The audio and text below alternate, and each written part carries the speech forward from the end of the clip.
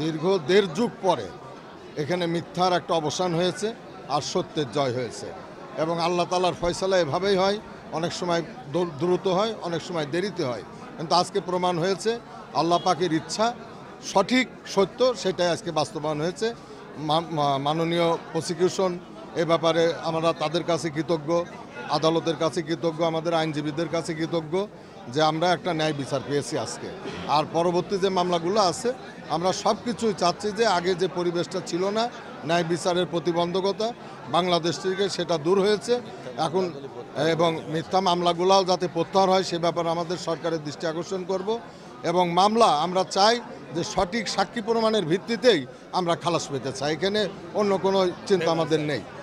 আমরা 18টা বছর সবর করেছি, আল্লাহ সেই সবরের পুরস্কার আজকে আমাদের দিয়েছে।